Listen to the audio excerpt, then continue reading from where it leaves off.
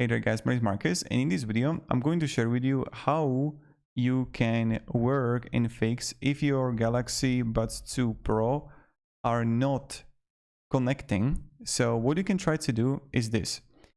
First thing is that you want to close the case, open the case, and then you just want to press both of the earbuds for like 10 seconds. Just slightly pressure them. What will happen is that, look, just hold them a little while and you see the light changing like you are in I don't know, circus. So you see that it's like changing and changing and changing. That's good. You can leave it for a while.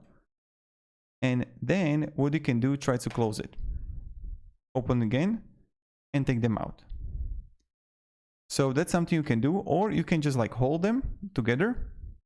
Like just hold them like this.